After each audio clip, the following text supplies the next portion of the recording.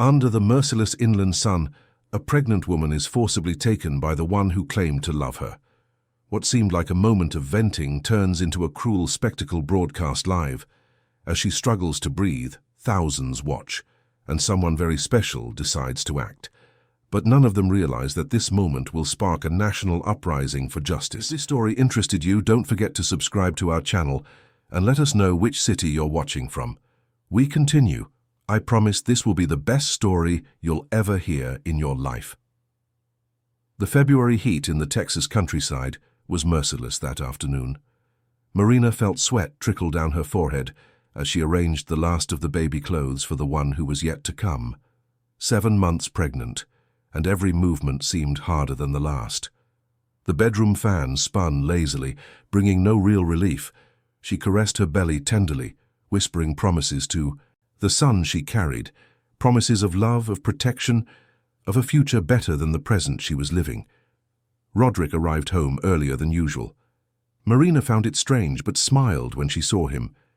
In recent months, he had been distant, always with his cell phone in hand, always with excuses to go out. She tried to push away her suspicions, focusing on preparing for the baby's arrival. But something felt different that day. His gaze was cold, calculating. He barely looked at her as he entered, only mumbling that they needed to resolve a situation. Before Marina could ask what it was about, the doorbell rang. A woman entered without ceremony, as if she knew every corner of that house. Marina recognized her immediately. It was Julia, Roderick's distant cousin, the one who always showed up at family parties with smiles that were too wide and glances that lingered longer than they should on her husband. Marina's heart pounded. Something was very wrong. Julia didn't even bother to greet her. She simply crossed her arms and exchanged a knowing glance with Roderick. That's when Marina realized it had been planned. Every second, every movement. Roderick approached her with an expression she had never seen before. It wasn't anger, it wasn't sadness, it was indifference, as if she were merely an obstacle to be removed. He grabbed her arm firmly, ignoring her protests. Marina tried to break free, but she was weak, the weight of her belly unbalancing her. Julia approached from the other side, holding her other arm. The two led her to the door, and Marina felt panic take over. She screamed, demanded explanations, begged them to stop. But they didn't respond. It was as if she wasn't there, as if her words held no value whatsoever. Roderick's pickup truck was parked in front of the house. They forced her into the bed of the truck, and Marina felt tears stream down her face. She looked around, searching for help, but the street was empty at that time of day. The neighboring houses seemed to sleep under the relentless sun. No one saw, no one heard.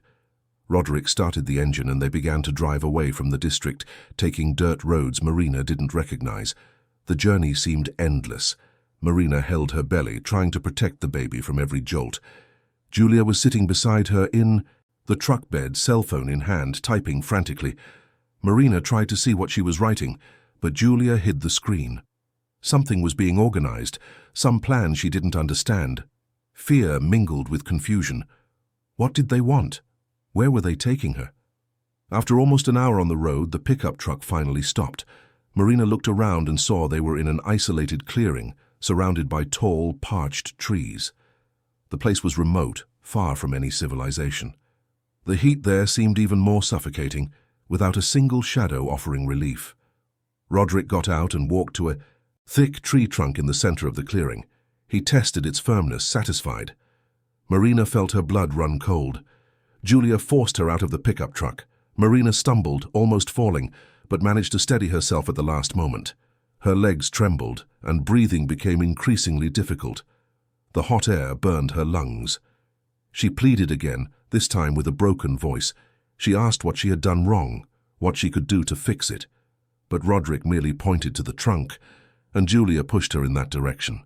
They tied her to the trunk with rough ropes that scratched her skin. Marina felt each fiber rub against her wrists, tightening more and more. The position forced her body forward, pressing on her belly in a way that made her groan in pain.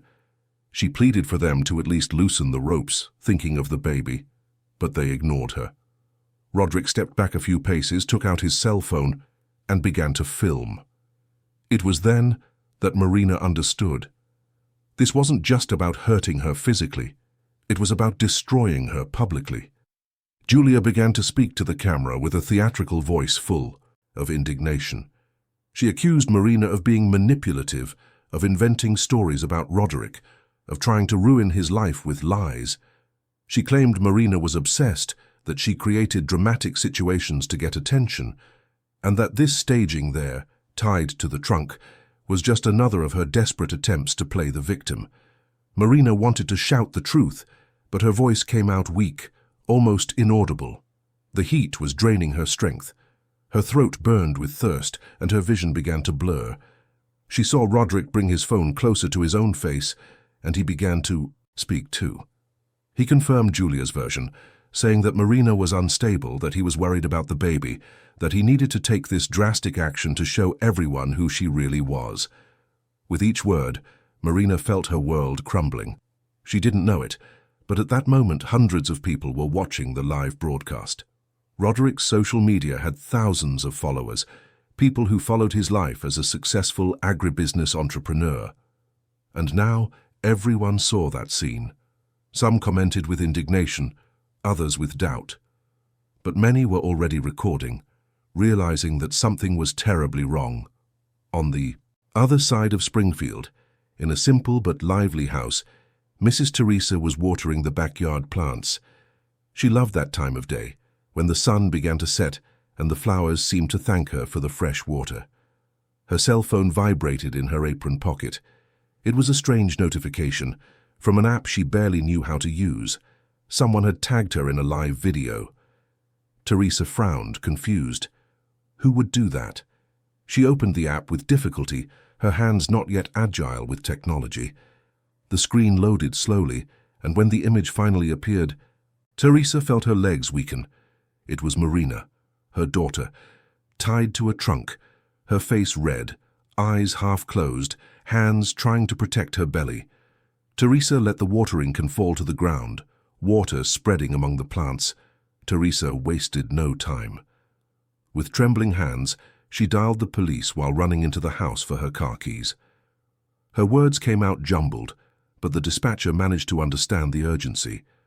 A pregnant woman was being held against her will in some remote location, and there was a live broadcast showing everything. Teresa gave Roderick's name, the description of the pickup truck, everything she could remember. The dispatcher promised to send patrol cars immediately and asked her not to risk going alone. But Teresa couldn't wait. That was her daughter, her blood, her entire life. She got into the car, still wearing her dirt-stained apron, and sped through the streets of Springfield. Her hands gripped the steering wheel so tightly that her knuckles turned white. She tried to remember where Roderick's family properties were, the places he used to frequent. He had mentioned an area of native forest he used for trails, but Teresa had never been there.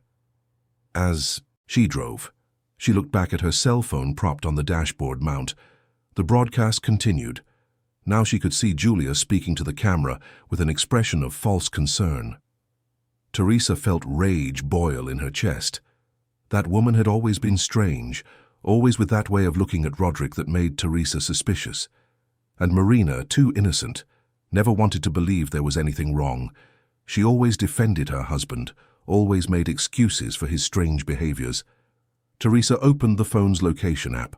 Months ago, when Marina started her pregnancy and became more vulnerable, Teresa had insisted they share locations with each other. It was for safety, she had said. Marina had thought it was an exaggeration, but agreed to calm her mother. Now Teresa was grateful for her own persistence. The blue dot on the map showed exactly where Marina was. It was nearly 31 miles from Springfield, in a dense wooded area. Teresa's car wasn't even that powerful, but she pushed it to its limit. She overtook other vehicles without hesitation, ignored signals, honked for others to get out of her way. Several people looked indignant, but she didn't care. Every second that passed was another second her daughter was suffering. She saw in the video how Marina looked weaker and weaker, how her head drooped forward, how her breathing became irregular. In the clearing, Marina struggled to stay conscious. The sun was at its highest and cruelest point. There was no shade, no relief. Sweat streamed down her entire body, soaking her clothes. The thirst was so intense that her tongue felt like it had doubled in size. She tried to produce saliva, but her mouth was completely dry. The ropes on her wrists cut off circulation, and she felt tingling in her fingers. The baby moved within her, desperate kicks that Marina interpreted as a cry for help. She whispered to him, promising that everything would be all right, that they would soon be safe. But she herself didn't believe the words she spoke. How could they be all right? How had she reached that point? Marina began to review the past few months in her head, trying to find the signs she had ignored. There was that time she found a strange message on Roderick's phone. He had explained it was a client, but the tone was too intimate to be professional. Marina had swallowed the excuse. After all, she trusted him blindly. Then the delays began. Roderick came home too late, always with elaborate explanations about meetings and business. Marina wanted to believe, needed to believe. She was pregnant, vulnerable, dependent on him. And Julia. How naive Marina had been concerning her. The cousin appeared with increasing frequency, always offering help, always wanting to be close. Marina had even found it kind at first. She thought she was finally gaining a friend in her husband's family. But now, looking back, every one of Julia's gestures seemed laden with ulterior motives. The glances she exchanged with Roderick, the complicit laughs, the way she touched his arm for too long. Roderick continued filming, narrating to the camera how problematic Marina was. He spoke with such conviction that he even seemed to believe his own lies. He said she had baseless jealousy fits, that she fabricated infidelities, that she constantly threatened him. Marina wanted to laugh at the irony, but she had no strength. There she was, tied up and exposed, and he was playing the victim. He was painting a picture where she was the villain. Julia approached Marina with her own cell phone. She had prepared screenshots of conversations that never existed, messages that had been manipulated to appear threatening. She showed them to the camera, pointing to words Marina had supposedly written. It was all false, but it seemed real. So real that Marina doubted her own sanity for a moment. Had she done that in some moment of confusion? No, she knew she hadn't. But the way Julia presented the evidence was too convincing. The number of views for the broadcast rose rapidly. It had already surpassed 1,000 people watching live. Among them, many began to question Roderick's narrative. One user commented that something was wrong, that a pregnant woman tied up in the sun was not normal under any circumstances. Others agreed. They started taking screenshots, recording the broadcast, reporting it to women's protection pages. A man named Paul was at home watching television when his teenage daughter ran into the living room. She had her cell phone in her hand, with a shocked expression on her face. She showed the video to her father, saying it had just appeared on her timeline. Paul had been a park ranger in the region for over 20 years. He knew every trail, every clearing, and he immediately recognized the place where Marina was. Paul took out his own cell phone and called the police station. He gave the exact location, described the dirt road access, and warned that a pregnant woman was in imminent danger. The dispatcher confirmed they had already received another report and that patrol cars were on their way. Paul thanked him, but decided to go too. He knew shortcuts the police might not. He could get there faster. He could help. Meanwhile, more and more people shared the broadcast. Support groups for women victims of domestic violence began to mobilize followers. Female lawyers offered pro bono help. Female psychologists made themselves available to assist Marina when she was rescued. The commotion was nationwide. Within minutes, Roderick's name was among the most trending topics on social media, and not in the way he expected. Back in the clearing, Marina began to feel stronger, dizzy spells. Her vision darkened at the edges, and she knew she was close to fainting. This couldn't happen. If she fainted, she wouldn't be able to protect the baby. She forced her eyes to stay open, focused on a distant tree, tried to count the branches, anything to remain conscious. That's when she heard the sound of an approaching engine. For a moment, she thought it was a hallucination. But no, the sound grew louder and louder. Roderick and Julia heard it too. They exchanged worried glances. They weren't expecting company, that place was too isolated. Roderick quickly ended the broadcast, putting his phone away. Julia did the same, but her hands were trembling. Teresa's car appeared in the clearing, raising a cloud of red dust. She braked abruptly, making the vehicle skid before coming to a complete stop. She didn't even bother to turn off the engine. She ran out, stumbling over stones but without losing her balance. Her eyes were fixed on Marina, and what she saw made her heart shatter. Her daughter was pale despite the heat, her lips cracked, her head drooping to the side. Teresa screamed Marina's name with all the strength she had. Roderick took a step forward, trying to block her path, but Teresa pushed him with a strength she didn't know she possessed. Julia tried to grab her arm, but Teresa violently broke free. Nothing and no one would stop her from reaching her daughter. She knelt before Marina, holding her face with both hands. Marina slowly opened her eyes, and upon recognizing her mother, tears finally streamed down. Teresa began to work on the ropes, but the knots were complex, too tight. Her nails scratched the fibers without being able to loosen them. She looked around desperately, searching for something she could use to cut them. Roderick was still there, standing, observing the scene with an expression of someone calculating his next moves. Teresa turned to him with fury in her eyes, demanding that he release Marina immediately. Roderick crossed his arms and, with disturbing calm, said that Teresa was being dramatic, that it was all a staged act by Marina, that she had asked to be tied up so she could blame him later. Teresa felt her blood boil. How could that man have the nerve to lie so blatantly? How had Marina married someone like that? She returned to working on the ropes, ignoring his words. Julia approached with her cell phone in hand, trying to show Teresa the fake screenshots. She claimed she had proof that Marina was manipulative, that Teresa was being deceived by her own daughter. Teresa barely glanced at the screen. She had known Marina since the day she was born. She knew every expression, every gesture, every vocal intonation, and she knew, without a shadow of a doubt, that her daughter would never do something like that. Marina tried to speak, but her voice came out as a hoarse whisper.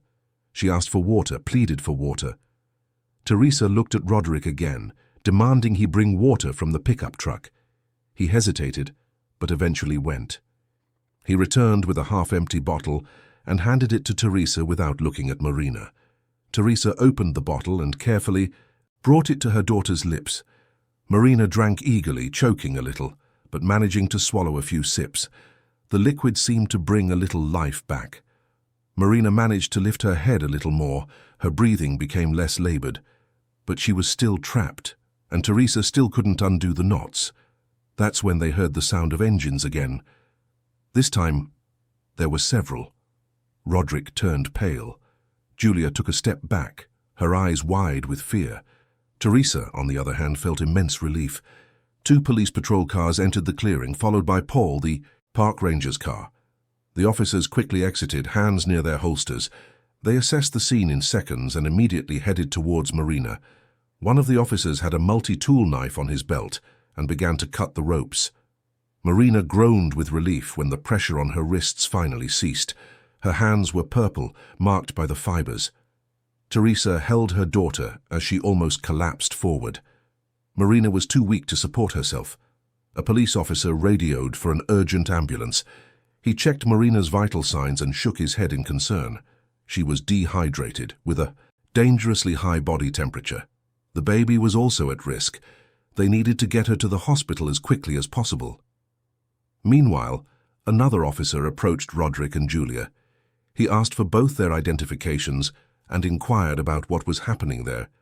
Roderick maintained a confident demeanor, saying it was a misunderstanding, that Marina had psychological problems, and that they were trying to help her.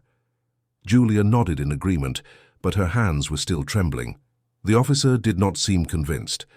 Paul, the park ranger, approached Teresa and offered his own bottle of water to Marina.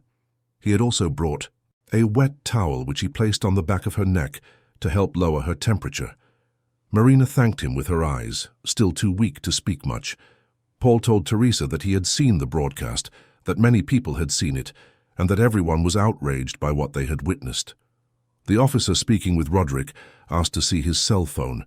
Roderick hesitated, claiming it was an invasion of privacy, that they couldn't do that without a warrant. The officer calmly explained that, given the victim's condition and the circumstances, there was sufficient reason for immediate investigation. Roderick had no choice but to hand over the device. The same request was made to Julia, and she handed over hers with even greater reluctance. While the police checked the cell phones, the ambulance finally arrived. 2 paramedics rushed out with a stretcher and medical equipment. They performed a quick assessment of Marina, checked her blood pressure, measured her temperature, and placed an oxygen mask on her. One of them quietly commented to his colleague that her condition was serious, that they needed to leave immediately. The nearest hospital with adequate facilities was an hour away. Teresa didn't want to let go of Marina's hand, but the paramedics needed space to work. They carefully placed her on the stretcher, especially attentive to her belly. Marina cried out in pain when she was moved, but the paramedics calmed her, saying she would soon be safe. Teresa asked if she could ride in the ambulance, and they agreed. A mother always helped in the patient's recovery. While preparing Marina for transport, one of the officers urgently called his colleague. He had found something on Julia's cell phone. It wasn't just the live broadcast video, but an entire folder with planning. There were messages exchanged between her and Roderick in recent weeks, discussing every detail of what they would do. There were edited screenshots, manipulated audio files, even a schedule with dates and times. The officer showed the screen to his superior, who read everything with growing attention. He looked at Roderick and Julia with an expression of disgust. It wasn't a misunderstanding. It wasn't an isolated situation. This had been premeditated, planned down to the smallest detail. They had conspired to publicly humiliate Marina, to destroy her credibility, to make everyone believe she was unstable. The older officer approached Roderick and informed him that he was being taken to the police station for questioning. The same would be done with Julia. Roderick protested, claiming he had rights, that it was absurd. But his voice no longer had the same confidence as before.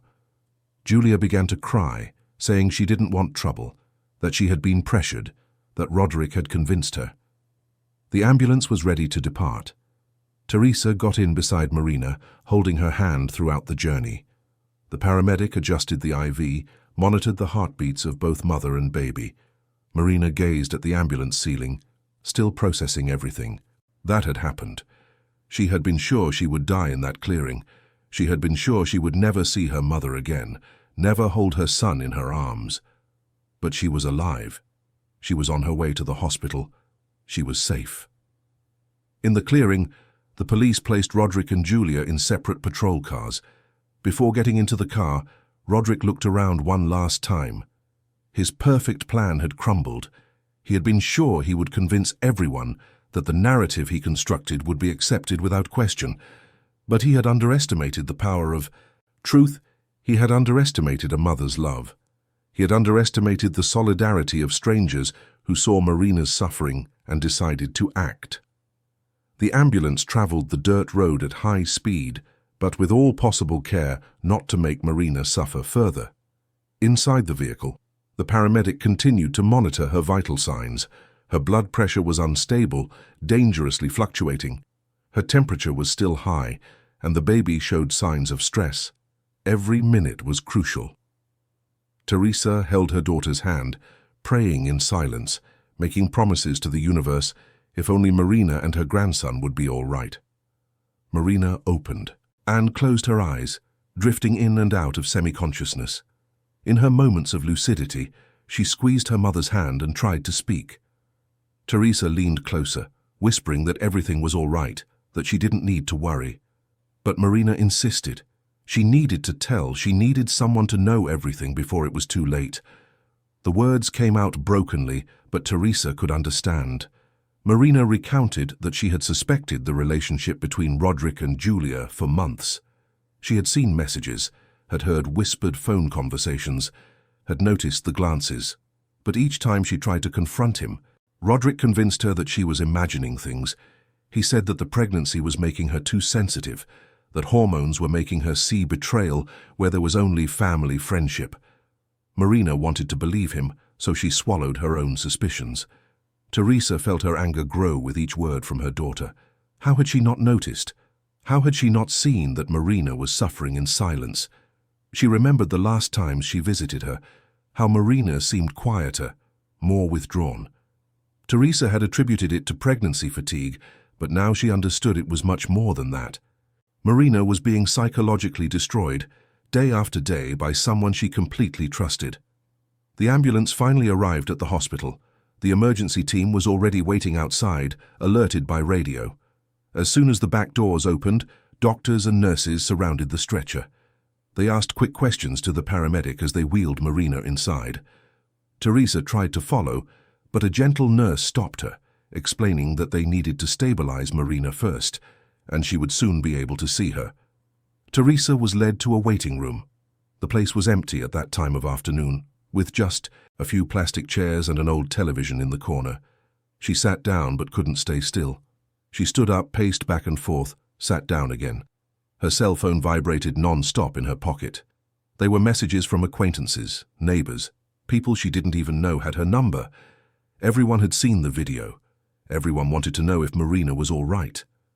Meanwhile, at the police station, Roderick maintained a defensive posture.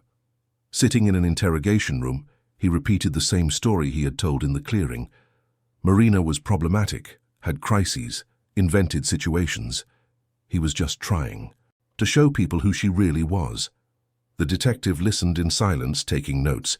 He had already seen the videos circulating online, had already heard testimony from several people who watched the broadcast, and nothing Roderick said made sense.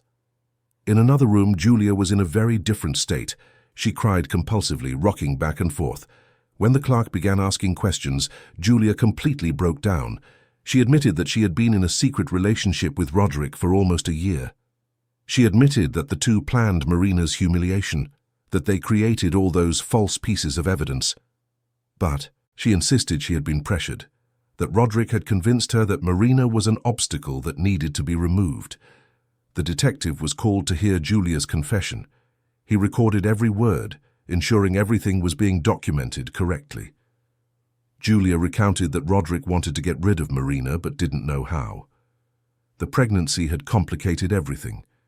He couldn't simply abandon her while she was pregnant. That would ruin his reputation. So they concocted that plan.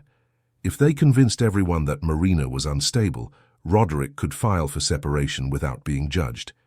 He could even get custody of the baby when it was born. It was a cruel, calculated, inhuman plan, and it had almost worked. If it hadn't been for Marina's mother arriving in time, if it hadn't been for the people online who perceived the truth, if it hadn't been for the park ranger who knew the region, Marina would have suffered there until she fainted, perhaps even worse, and Roderick would have managed to convince many people that she herself had orchestrated everything. Back at the hospital, a doctor finally came out to speak with Teresa. He had a serious but not hopeless expression. Marina was stable at the moment. They had managed to lower her temperature, hydrate her adequately, and control her blood pressure. The baby was also responding well, but she would remain hospitalized for observation for the next few days. The physical and psychological trauma she suffered was immense, and they needed to ensure there would be no complications. Teresa thanked him with tears in her eyes. She asked if she could see her daughter, and the doctor said yes, but only for a few minutes. Marina needed to rest. Teresa was led to the room. It was small but clean, with windows that let in the late afternoon light. Marina was lying on the bed, still pale, but visibly better than she had been in the clearing. There was an IV in her arm, monitors measuring her vital signs, a nurse checking the equipment. Marina smiled weakly upon seeing her mother. Teresa approached, kissed her forehead, whispered that everything was all right now, that she was safe. Marina held her mother's hand and said she had thought she would never see her again. Teresa shook her head, saying that would never happen, that she would always be there, always protect her daughter and her grandson. Marina closed her eyes, letting the tears flow. News of what had happened spread quickly through Springfield and beyond. Local newspapers were already publishing stories about the case. The live broadcast had been recorded by hundreds of people and was being shared across all social platforms. Women's rights advocacy groups organized vigils in front of the hospital. People brought flowers, posters, messages of support. Marina had become, involuntarily, a symbol of resistance. At the police station, the detective spoke with the responsible district attorney. Based on Julia's confessions, the videos and the messages found on the cell phones, there was sufficient evidence to keep Roderick and Julia detained. They would be accused of multiple serious offenses. The district attorney requested a complete evaluation of all digital materials. He wanted to ensure nothing would be overlooked. Roderick realized the situation was completely spiraling out of control. He asked for a lawyer, but knew it would be difficult to find anyone willing to defend him.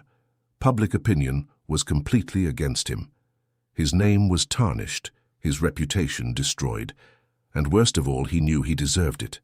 For a brief moment alone in that cell, Roderick confronted who he really was. Not the successful entrepreneur he portrayed on social media, but the cruel man who had tried to destroy his own pregnant wife. Julia, in her cell, couldn't stop crying. She regretted it, but knew that regret wouldn't change anything. The choices had been made, the actions executed. Now she would have to face the consequences. She thought about how she had reached that point, how she had allowed her passion for a married man to transform her into someone capable of such cruelty. She had no satisfactory answers. Days at the hospital turned into a routine of constant care. Marina spent most of her time resting, but her body needed time to fully recover. The rope marks on her wrists took almost 2 weeks to disappear. Dehydration had affected her kidneys, requiring strict medical follow-up. But what worried the doctors most was her emotional state. Marina had nightmares every night, waking up screaming, covered in cold sweat. A psychologist was assigned to her. Dr. Felicity was a middle-aged woman, with a gentle gaze and a soft voice. In the first sessions, Marina could barely speak about what had happened. The words stuck in her throat, choked by the trauma. But little by little, with patience and appropriate techniques, Felicity managed to get Marina to open up, and when the words finally came out, it was like a dam breaking. Marina recounted everything from the beginning: how she met Roderick at a friend's party, how kind and attentive he had been at first, how the relationship progressed quickly, marriage in less than a year, how everything began to change after she became pregnant. Roderick became distant, irritable, always finding fault with her. Marina thought it was her fault that she wasn't being a good wife. She tried to be better, do more, please more, but it was never enough.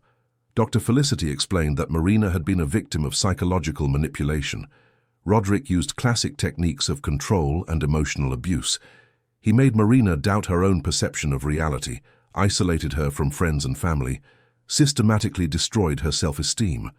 And when he decided to get rid of her, he devised a plan that would not only physically harm her, but also socially destroy her credibility. It was premeditated, calculated, perverse. Understanding this helped Marina process the trauma. She hadn't been weak, she hadn't been foolish. She had been a victim. So of someone experienced in manipulation, and recognizing that was the first step to beginning to heal. Teresa participated in sessions when Felicity deemed it appropriate. The relationship between mother and daughter strengthened even further during that period. Teresa promised herself that she would never again let Marina face anything alone. While Marina recovered, the case advanced in the judicial system. The district attorney, Dr. Henry, was determined to ensure justice was served. He spent weeks compiling evidence, interviewing witnesses, analyzing every detail. The live broadcast videos were irrefutable proof. The messages between Roderick and Julia clearly showed premeditation. And Julia's confession, even if she later tried to retract it, was recorded and documented. The trial date was set for 3 months after the incident. In the meantime, Marina's story gained national repercussion. Television programs discussed the case, domestic violence specialists gave interviews, social movements used her story as an example of the need for women's protection. Marina didn't want to be a symbol. She just wanted peace. But she understood that her story could help other women recognize signs of abuse before it was too late. On the day of the trial, Marina woke up early. She was 8 months, pregnant now, the baby constantly moving. She had nightmares about that day, about having to face Roderick again, about having to relive everything before strangers. But Teresa was by her side, holding her hand, reminding her that she was strong, that she had survived the worst. Marina chose a simple, comfortable dress. She didn't want to appear fragile, but she also couldn't deny that she was exhausted. The courtroom was packed. Journalists occupied half the seats. Cameras pointed in every direction. Women's rights activists were present, holding support banners. Psychologists and social workers observed, taking notes. It was a media circus, and Marina hated every second. She entered through a side door in a wheelchair pushed by a nurse. It wasn't due to physical fragility, but on medical recommendation given the advanced state of her pregnancy. Roderick was already seated at the defense table beside his lawyer. He looked different. The confident and arrogant man had disappeared. In his place was someone who tried to appear remorseful, but whose eyes still showed resentment. When Marina entered, he quickly averted his gaze. He couldn't face her. Julia was seated at another table with her own lawyer. She cried softly, wiping away tears with a crumpled tissue. Unlike Roderick, her remorse seemed genuine. She looked at Marina with an expression of profound shame, but Marina couldn't feel pity. What Julia had done was unforgivable. The judge entered, and everyone stood. He was a grey-haired man with a serious expression, known for his rigorous decisions. He asked everyone to sit and began by reading the indictment. The charges were extensive: deprivation of liberty, exposure to danger, manipulation of evidence, attempted to cause grievous bodily harm to a pregnant woman. These were serious crimes, with sentences that could total decades. District Attorney Dr. Henry was the first to speak. He presented the evidence methodically, starting with the live broadcast videos. The room fell silent as the images were displayed on the large screen. Marina was seen tied up, suffering under the sun. Roderick was seen filming coldly. Julia was seen accusing Marina of things she had never done. Several people in the audience wiped away tears. After the videos, Dr. Henry presented the messages exchanged between Roderick and Julia. They showed detailed planning, discussions about how to manipulate the situation, about what stories to tell. There was even a conversation where Roderick suggested leaving. Marina tied up longer, to ensure she became truly debilitated. The coldness of the words shocked even the most experienced journalists. Witnesses were called. Teresa spoke about how she found her daughter, about Marina's condition. Paul, the park ranger, explained how he recognized the location and alerted authorities. Several people who watched the live broadcast gave testimonies about what they saw and how they reacted. A clear pattern emerged from all the testimonies. This had not been an ambiguous situation. It had been explicit abuse. Finally, it was Marina's turn to speak. She was escorted to the witness stand, still in her wheelchair. The judge asked if she was in a condition to testify, and she confirmed that she was. Her voice was firm, but her hands trembled. She began by recounting her relationship with Roderick, how he changed during her pregnancy. She spoke about the manipulation, about how he made her doubt her own sanity. When she reached the day of the incident, Marina had to pause several times. The memories were too vivid, too painful, but she continued. She recounted how she was forced into the pickup truck, how she was taken to that clearing, how she was tied up while begging them to stop. She spoke about the unbearable heat, the thirst, the fear of losing the baby. And she recounted how, throughout it all, Roderick filmed her without showing a shred of humanity. Roderick's lawyer tried to question Marina's testimony. He suggested that she might be exaggerating, that traumatic memory was not always reliable. But Dr. Henry immediately countered, pointing out that there were videos of everything, that it wasn't a matter of memory, but of documented facts. The judge agreed, instructing the lawyer not to attempt to invalidate the victim's suffering. After Marina's testimony, Julia's lawyer asked permission for his client to speak. The judge agreed, but warned that everything would be considered in the sentencing. Julia stood with difficulty, her legs trembling. She looked at Marina and apologized. She said she knew her words wouldn't change anything, that the harm was done. But she needed Marina to know that she deeply regretted it. Julia recounted her version of events. She said she had been in love with Roderick for years, even before he met Marina. When they got involved, Roderick promised he would leave Marina as soon as he had the opportunity. But The pregnancy complicated everything. Roderick became desperate, saying he couldn't abandon a pregnant woman, that it would ruin his image. That's when he started talking about the plan. Julia admitted that she participated voluntarily at first. She thought she was fighting for the love of her life, that Marina was the obstacle between her and happiness. But when the day came, when she saw Marina actually tied up, suffering under the sun, something changed inside her. She realized the monstrosity of what they were doing. But it was too late to turn back, or at least that's what she thought. Now she knew she should have stopped everything, that she should have untied Marina and called for help. The district attorney asked why she hadn't done exactly that. Julia had no satisfactory answer. She merely repeated that she was afraid of losing Roderick, that she was blinded by passion. Dr. Henry shook his head, saying that passion didn't justify cruelty, that feelings were no excuse for causing suffering to another person. Julia agreed, lowering her head, unable to defend herself. Then it was Roderick's turn. His lawyer had prepared a defense based on emotional stress and marital problems. He tried to paint Roderick as someone who was overwhelmed, who wasn't thinking clearly. But it was a weak defense, and everyone in the room knew it. The evidence of premeditation was overwhelming. Roderick hadn't acted on impulse. He had planned every detail for weeks. When the judge asked if Roderick had anything to say in his defense, he remained silent for a long moment. Then, surprisingly, he stood up and spoke directly to Marina. He said she was right about everything, that he had been manipulative, controlling, abusive, but he insisted that he never wanted to physically harm her, that the plan was only to publicly humiliate her, to make people doubt her. As if that were better, as if that minimized his actions. Marina listened to everything without expression. Roderick's words no longer touched her heart. He had lost any power over her. The man she loved no longer existed, perhaps never had. It was just a mask he wore when it suited him. The real person was the one who had been capable of tying her up pregnant under the sun and filming her suffering for public entertainment. The judge called for a recess to deliberate. The room partially emptied, with people leaving for coffee and to stretch their legs. Marina was taken to a private room where she could rest. Teresa brought water and crackers, insisting her daughter eat. Marina had no appetite, but ate to please her mother. She caressed her belly, feeling the baby move. In a few weeks he would be born, and Marina was determined to raise a son in an environment of love and security, far from any toxicity. After 2 hours, everyone was called back.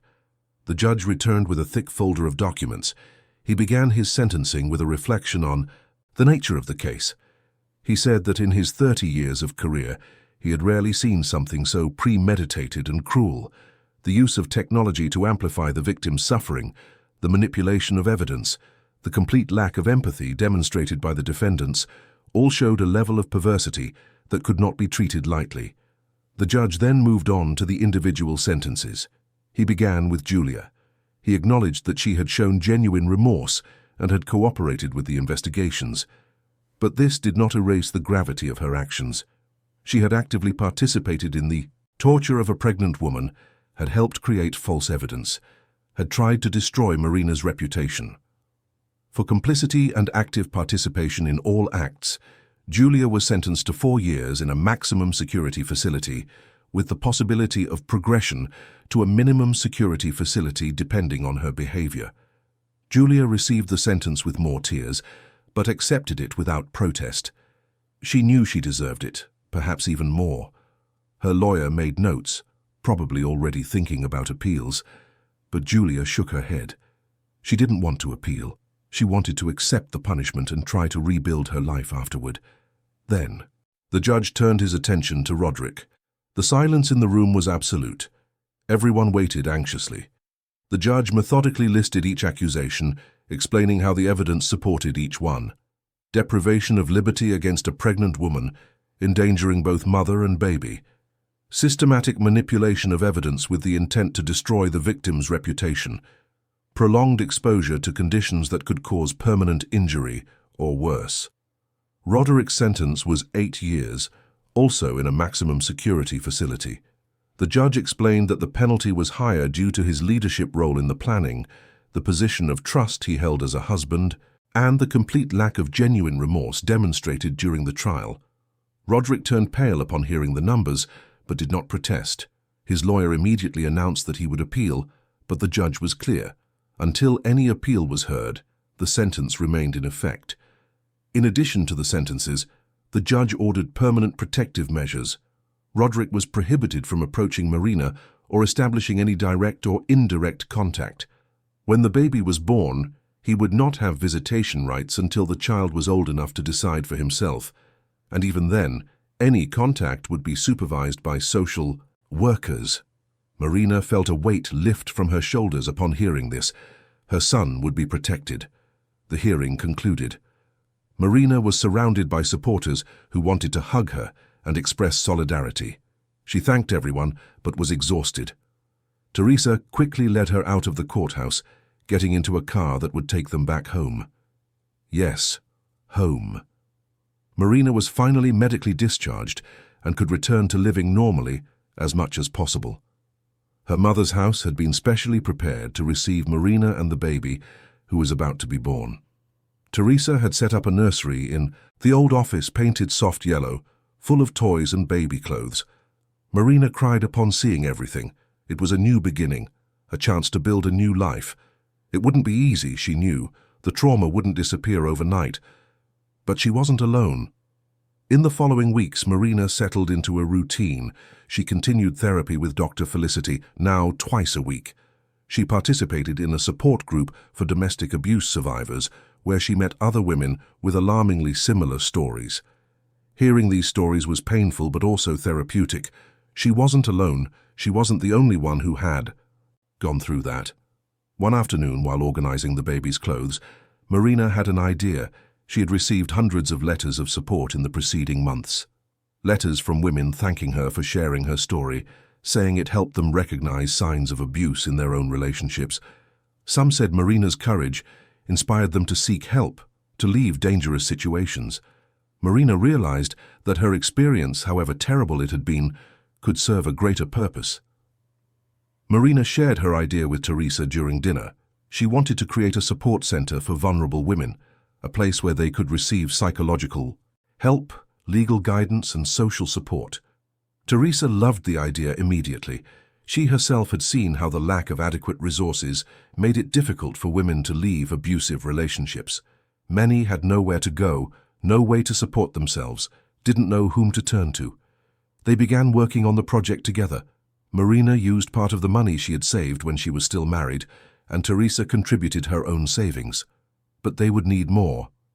Marina decided to share the idea publicly, creating a fundraising campaign. The response was overwhelming. In less than 2 weeks, they had raised enough to rent a suitable space and begin operations. The baby was born 3 weeks later, on a September morning.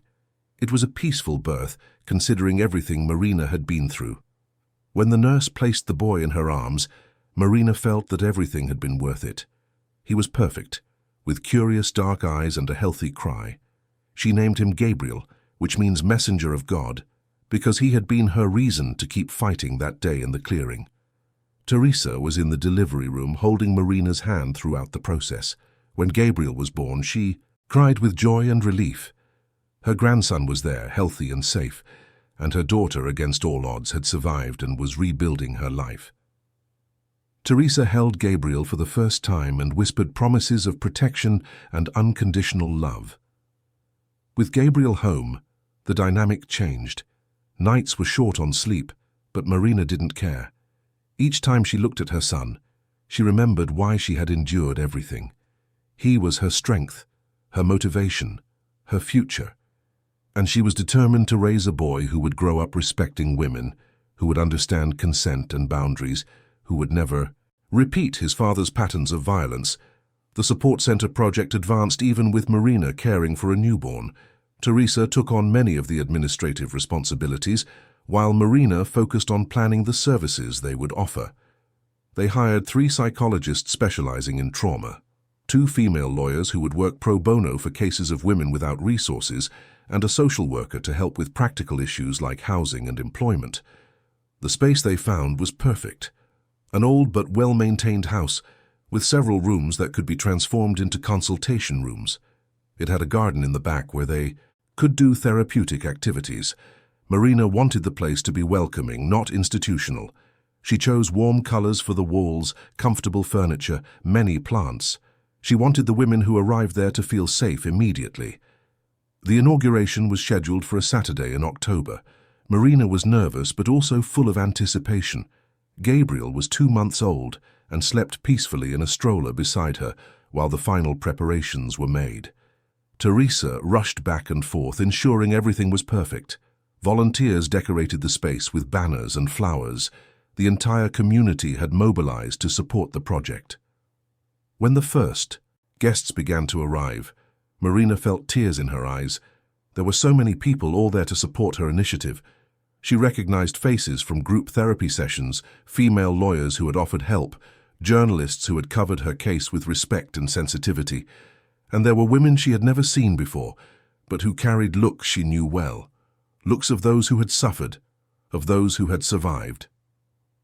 The center was named Sunlight Haven. Marina chose this name because, in that terrible moment tied to the trunk, she remembered seeing a ray of sunlight piercing through the leaves of the trees. In that instant, even amidst so much suffering, she had felt a spark of hope. The light reminded her that she was still alive, still fighting. And now, that light would be offered to other women who needed hope. During the inauguration ceremony, Marina was invited to speak. She held Gabriel in her arms and walked to the small stage set up in the garden.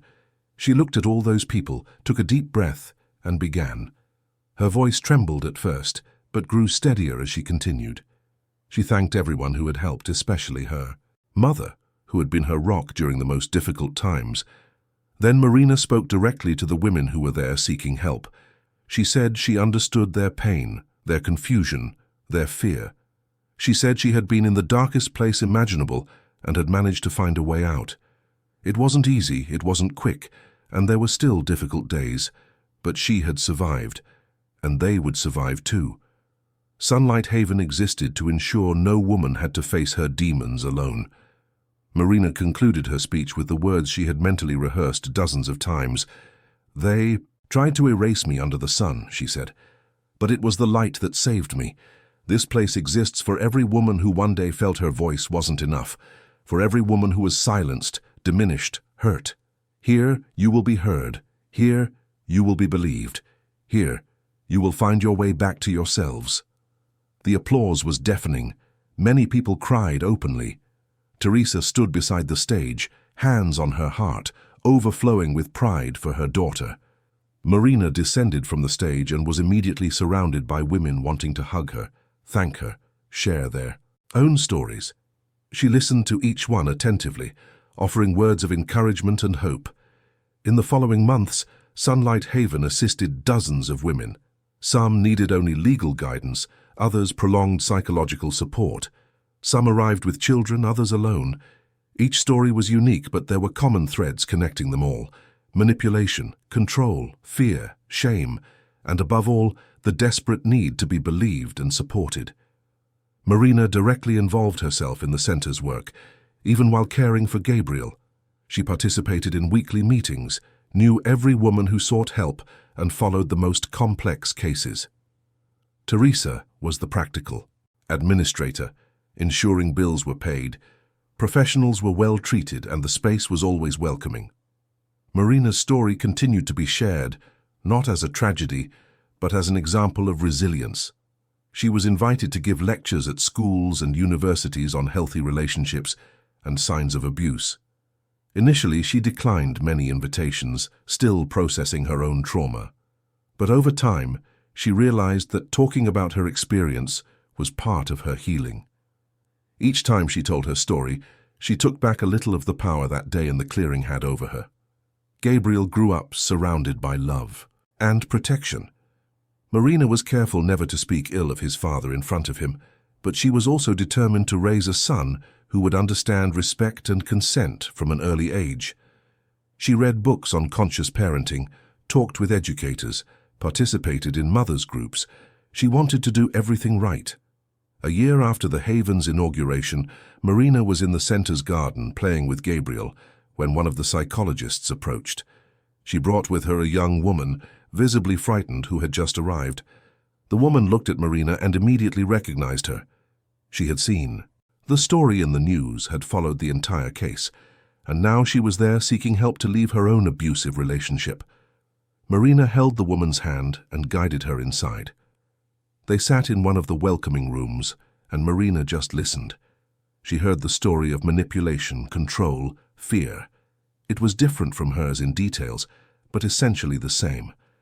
And when the woman asked if she would be able to overcome it, if she would ever trust again, Marina looked into her eyes and said with absolute certainty that yes, she would.